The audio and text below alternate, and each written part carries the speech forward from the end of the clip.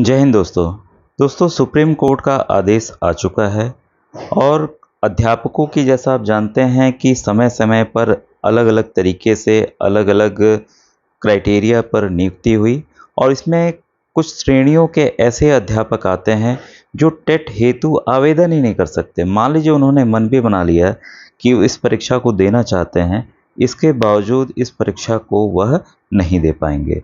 तो आइए इन चीज़ों को, तथ्यों को हम समझते हैं और मुझे लगता है कि सुप्रीम कोर्ट ज़रूर अपने निर्णय पर कुछ न कुछ बदलाव अवश्य करेगा। जैसी परिस्थितियां बन रही हैं, जनप्रतिनिधि भी सुप्रीम कोर्ट जो चीफ जस्टिस ऑफ इंडिया हैं गवई जी, उनको भी पत्र लिख रहे हैं और शासन स्तर पे भी बातें ये पहुंच रही हैं, क्योंकि ये लाखों लाखों शिक्षकों की बात है जो कि हमारे राज्यों में कार्यरत हैं, चाहे प्राइवेट तौर पे चाहे सरकारी तौर पे।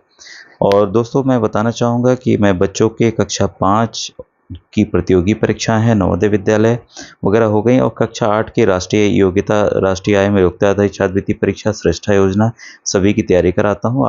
अगर आपके संपर्क में ऐसे बच्चे हैं तो उन्हें मेरे वीडियोज़ आप ज़रूर उन्हें बताएं, उनको दिखाएं।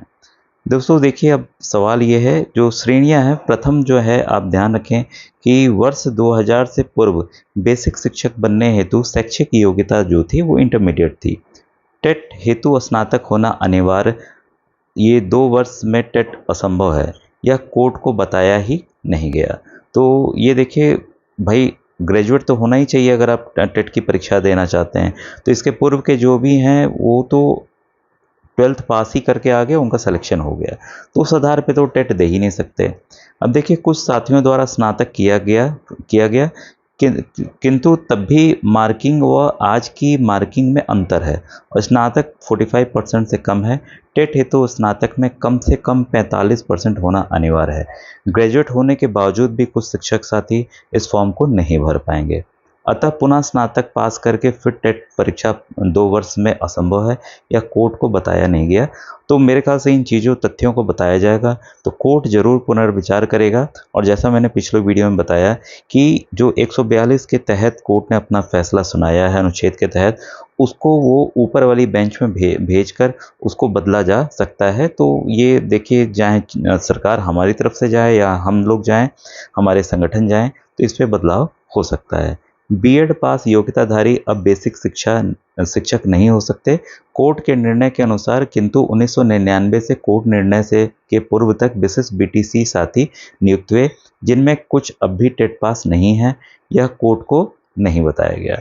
तो अज्ञानता इस संबंध में देखिए, मृतक आश्रित के रूप में नियुक्त साथियों में कुछ साथी बीटीसी ही नहीं है, वह सिर्फ प्रशिक्षण युक्त हैं, बिना बीटीसी के टेट हेतु आवेदन नहीं हो सकता है, यह कोर्ट को नहीं बताया गया। तो काफ़ी प्रॉब्लम है। और ये देखिए, लास्ट में डीपीएड बीपीएड योग्यताधारी साथी भी हैं जो शायद टेट का आवेदन नहीं कर सकते, यह कोर्ट को नहीं बताया गया।